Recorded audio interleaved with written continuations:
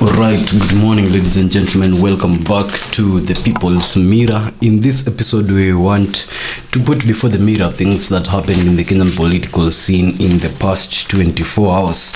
And we start right away. One is that Khalwale has now been kicked out of his role as the majority whip of the Senate.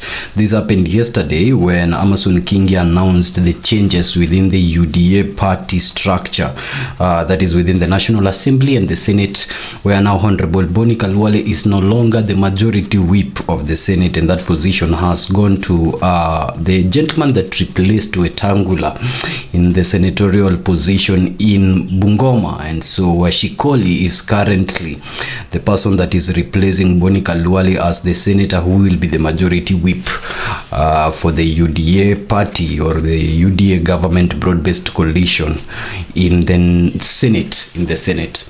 Boni Khalwale posted it on his X account later on within the day, saying that is the nature of politics. And so this was forthcoming because we detailed it around 4 episodes ago when we were talking about the people that are now going to face the chopping board within this particular arrangement as a result of the fact that they supported the other camps in the previously concluded by elections. And even if Boni had a defense, which we detailed in the Wow Talk episode that we did here, the People's Mirror, where Boni Khalwale was rather defending himself that the people that are also putting him through the chopping board also quoted celebrating the ODM, or rather campaigning for the ODM parties in the recently concluded by elections, which is not in the spirit of the Political Parties Act.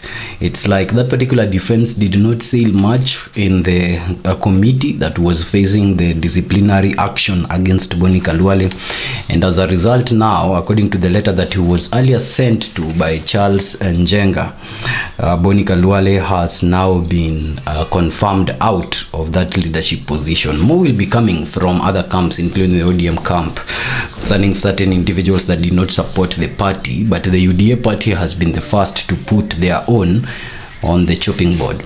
Now, ladies and gentlemen, if you're joining the People's Mirror for the first time, please hit the subscribe button. We are fairly less than 90 subscribers to hit the 1,000 subscriber mark, and your contribution towards that journey is something that we really do appreciate, and also to give us an opportunity to comment on what happens in the Kenyan political scene timely. It would be really good if you hit that subscribe button. We hope that by the end of the day, we hit the 1,000 subscribers mark, and we highly plead with you to help us in that journey to conclude that target.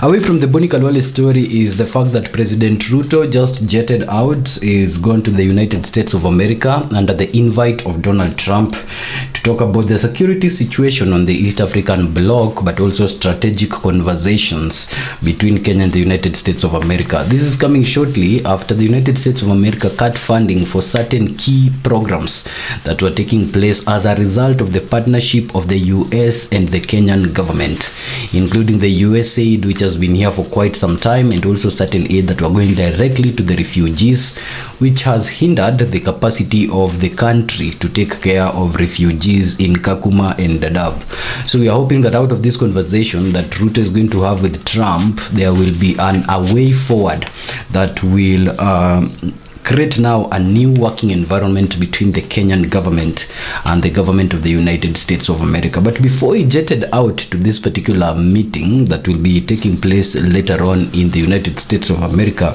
yesterday he held a conference for the report of Jukwaa la Usalama that had chiefs, assistant chiefs, DOs, and these commissioners, district commissioners, attending in the State House. And later on, that will be the substance of this analysis. We will be taking a look at the statements that he said that have a political effect in the Kenyan political scene. And after that, we will take a look at now the petitions that have been prepared to contest the Malava and the Mbeere North by elections. It's now very clear in the public domain that no one is taking the Mbeere North and the Malava by elections results as free and fair. And as a result, the same method that was employed in Mbeere North of introducing a third candidate to actually diffuse the votes of the two prominent candidates and then tilting the votes towards the government's candidate is now being witnessed within Nairobi's gubernatorial race. So as we will be detailing the petitions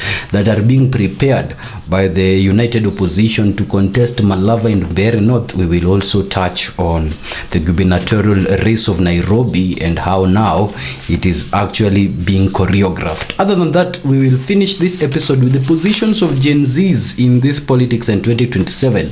Now that yesterday elected members of parliament were being sworn in, including the ODM member of parliament for Kasipul, Boydwere, who is actually now the youngest Gen Z to actually join this particular cohort of leadership through the by-elections. As we detail the success of Boydwere, we'll also take a look at other individuals, including Jasmine Aoko, who was also in the Kasipul race, who is a 26-year-old software developer who ended up just gathering 26 votes, and of course Mr. Katani from the Magarini contest, who also did not fare well positively, and the challenges they faced as lessons for Gen Zs who are eyeing the seat in 2027. So these are the reports, or rather commentatorship, that we have prepared for you today at the People's Mirror, and let's just delve right in. But first, if you have not hit the subscribe button, please remember to hit that button. Now let's get in. You see, Boni Khalwale's being kicked out was something that he knew was coming even prior to this by-elections being concluded, and so his conduct during the campaigns was a conduct of an individual that was eyeing for that ouster other than anything else. He left his camp, the UDA camp, and joined hands to vote and campaign for Honorable Seth Panyako in the Malava by-elections, and he premised this on the grounding that he was campaigning for one individual. Behind his campaigns was one underlying tone, the tone of uniting the Luya community ahead of 2027 and distancing them from every other party that is not a Luya party. And so while he was calling upon Luyas who are in ODM to come back and form one coalition for the Luya nation, he was also hinting that Luyas who are in other parties, including UDA, where he was himself, was also to actually start patching their paths out of those particular parties and form a Luya coalition. So he threw his weight behind Seth Panyako, even if the other person that was also throwing their weight heavily behind Seth Panyako is a possible contestant in the 2027 gubernatorial seat. And so Honorable Khalwale, who has not been seeing eye to eye with Honorable Malala, was seen in a good friendly mood in the recently concluded Malava by-elections, where they were fronting for one win, the win of Seth Panyako. Now towards the end of that particular campaigns, and when the voting was just around the corner, the security personnel of Honorable Boni Khalwale was withdrawn alongside the security personnel of George Natembea. At that juncture, we knew very well that the party was now out to hunt their own, and so the life of Boni Khalwale was not going to be so long within the UDA party. But you would perhaps be wondering, why did Boni Khalwale take that step? Why would he go against the party that he is serving under right now as a senator in Kakamega, and that gave him a position in the Senate as a majority whip, and run back to grassroots politics of MCA and members of parliament against that position? That question is very valid, and Boni Khalwale now traces it back to the arrangement that they had with the Ruto prior to coming into power, and he says that among the arrangement was the fact that 1,000 kilometers of roads were supposed to be built within the western nation. And this far, he says that that particular arrangement has not been honored. He couples it with other agreement terms that they had with President Ruto that he feels has not been honored. But then in the futuristic way, if we stop looking at it from the past, Boni Khalwale is looking at Luya bloc as the second most dominant voting bloc ahead of the 2027 major elections. And he says that whereas now the mountain might not vote holistically for President Ruto in 2027, President Ruto's machineries are still very strong in the western region ahead of 2027. As a result of that, Boni Khalwale now wants a coalition of the Luya nation that takes away the influence of Ruto in Luya land and codifies the Luya land as one voting bloc to negotiate power in 2027. And so he sees that to be in a good position within this arrangement of consolidating the Luya bloc to vote as one in 2027, he must not be in the Ruto's camp. So the actions that he has been doing previously could be termed as self-sabotage that has been systematically orchestrated by himself to result on the way they did yesterday. He didn't look much remorseful when he lost that particular seat. However, when the notice to show cause letter was sent to him by the chairperson of the party, Honorable Charles Njenga, Mr. Boni Khalwale had a defense ready, and he said that while the Jubilee Party was hunting him for actually campaigning for Seth Panyako, the very Jubilee Party was going against the party terms to campaign for ODM candidates. Now he says that this particular double standards is a practice within the UDA and is now systemized to have him out of that position. Most interestingly is his replacement, that immediately they removed Boni Khalwale as the majority whip of the Senate. They replaced Boni Khalwale with Washikoli, who is actually the guy serving at the place where Wetangula used to serve, and people say that he's serving in that position of the Senate of Bungoma as a result of the influence of Wetangula. Now you remember Wetangula lost drastically in these by-elections in Chwele Kabuchai ward, where an independent candidate, Eric Wakesa, beat the Ford Kenya dominant party in that particular area. So now to reconsolidate the bloc, Wetangula and the likes who are within the UDA government broad-based arrangement now want the majority whip to go back to the Luya land as a pacification tool to unify that particular voting bloc behind the UDA party. But even as that unification is being done, they also do not want Boni Khalwale to sit in that position. Now that is the changes that the UDA party has since done on the position of Boni Khalwale, and we are seeing that looking forward there will be a lot of changes both from the UDA party camp of certain individuals that did not play by book in the recently concluded by-election, but broader in the broad-based arrangement, including the ODM camp of certain individuals that also did not play by the book within the ODM party. Gladys Wanga was quoted saying later on 2 days ago, saying that the people that did not support her government have no position in our government, because forming a government is hard. And so when you call someone to serve under your government, then they go out to support another person, then that person should just resign and be with the people they are supporting and make room within your government for someone else to come and serve. With these languages being made, and shortly after the ODM just had their meeting yesterday, we're also looking at that area of the broad-based government, whether or not they're also going to make changes. Of course, we said the DAP Kenya party that was also betrayed in this particular arrangements has not made any movement to punish the deputy governor of Kakamega for going against the party, but we have seen a lot of movements coming from the broad-based government. Other than that, ladies and gentlemen, let's go to the second story. The jetting out of President Ruto to meet Donald Trump. This is very interesting. President Ruto now has gone to the United States of America to have a meeting with Donald Trump. The president's relationship with Donald Trump could be said that in the past 6 months had been watering down. And as part of the watering down of the relationship between President Ruto and President Donald Trump was the fact that Rigathi Gachagua, while he was taking his tour in the United States of America, made it a mission to expose all the illegal dirty linen of President Ruto in the international face. And so as a result, after Rigathi's tour, we have not seen a lot of engagement between the United States of America and President Ruto. If anything, we saw the withdrawal of certain key things prior to that particular or banter tour of Honorable Rigathi Gachagua. We saw the withdrawal of certain funding, including the funding of the USAID. There was also talks of withdrawing the US Army from the security agreement that they're currently having in the East African region, that is in Lamu and in Nanyuki. And also there was withdrawal of support that was being championed towards by the United States to the United Nations to support the refugees in Kakuma and Dadaab. Now, this particular policy movements by Donald Trump in the first few months of his administration affected Kenya negatively, both in the relationship that Kenya, or rather the image that Kenya had created internationally with the United States support, but other than that, also financial support that was coming from the United States of America was shortened. And so we hope that as a result of this meeting that they are going to have, changes would be made that would be positive to the development of the nation. And when those changes are made, the money do not go to the pockets of a few Kenyan leaders. But before he took that trip abroad, Ruto was having a meeting again with a delegation, just like he has been having meetings with delegations in State House. However, this particular delegation was special. This delegation was handing in a report of Jukwaa la Usalama, state of security in the nation, and the people that were present in State House were hundreds and hundreds of DOs, DCs, chiefs and assistant chiefs.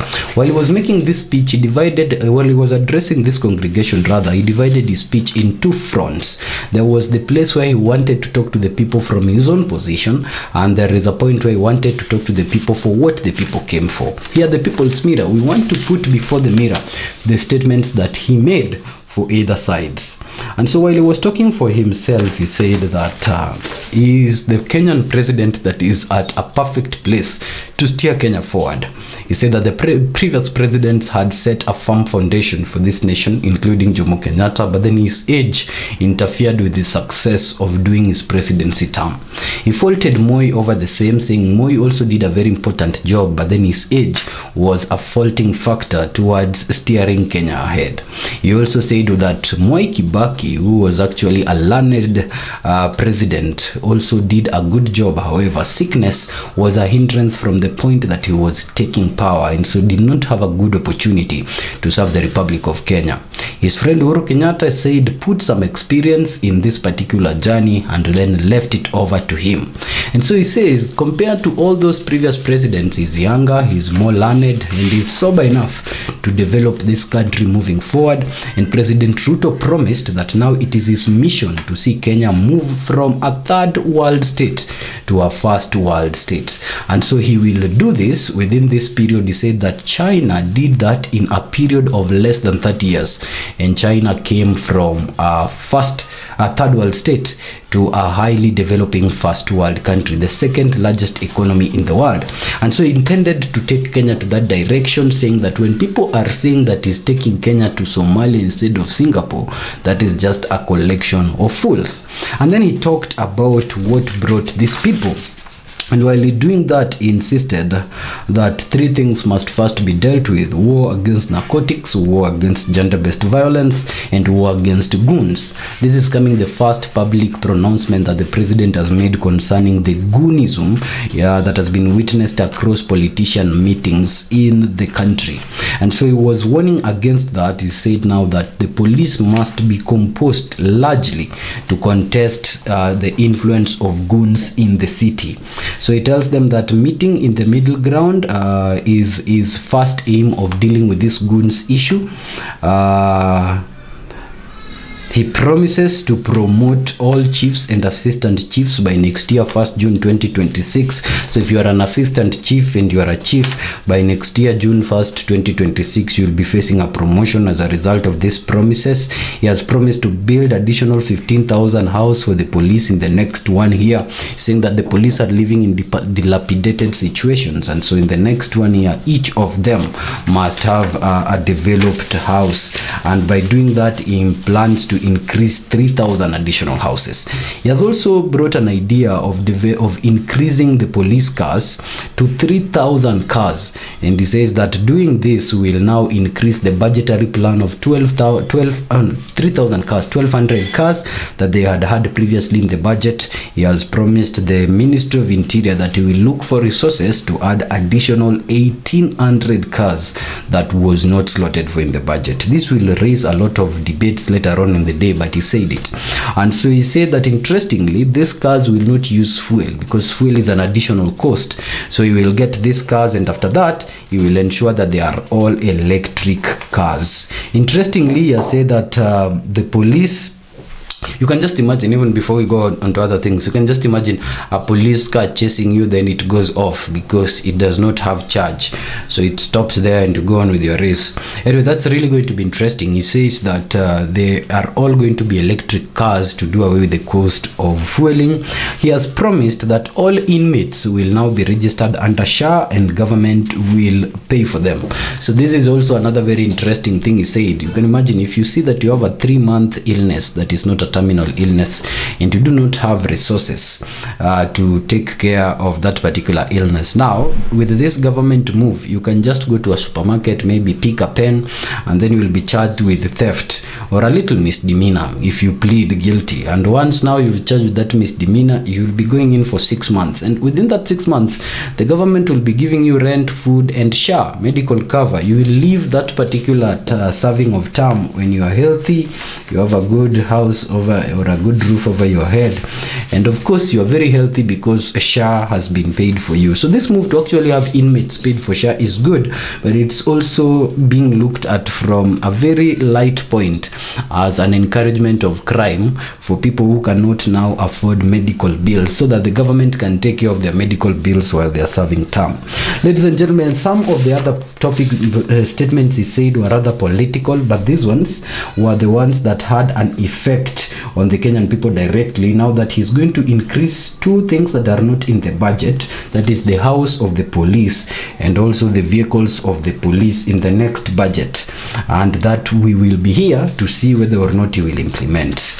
Now, at the same time, Rigathi, Karua, Muturi, and Kalonzo are also attending the burial of Munyao, who was Kibaki's secretary, and in that particular burial or funeral, they were told not to politic. So they both took it to the podium just to actually talk about the good image that Munyao was and his contribution. Rigathi Gachagua now made statements that were not political, but had a political message hidden in them. He told people to be like Munyao, who would say something, mean it, and who would choose a path and stay in it, recollecting on the journey of Munyao as the secretary of Kibaki for all those years. And so he was sending a message to his people, including his colleagues within the united opposition, to be like Munyao, so that when you say something, you mean it. Boyd Were is a Gen Z that was being celebrated for now being among the Gen Zs who was sworn in yesterday in the parliament premises, but other Gen Zs did not fare well in this election, including Jasmine Aoko, who just got 26 votes, like her age, and Amos Katana, who got less than 100 in Magarini. And so now Gen Zs have seen the reality on the ground moving forward. Mr. Jasmine Aoko says that sometimes she'd go to talk to people and find just children because the parents had gone for bigger rallies where handouts were being given. So for the young people who are eyeing the political scene, it requires more than just you being young in 2027. It requires strategy, it requires finance, and it requires actual penetration of the ground early, so that by the time now you are going and there are these big rallies, you are favored because the people already know you. But these particular by-elections have shifted the reality of the Gen Zs that 2027 is still going to be the old way of doing politics, and resources and money are still a steady factor.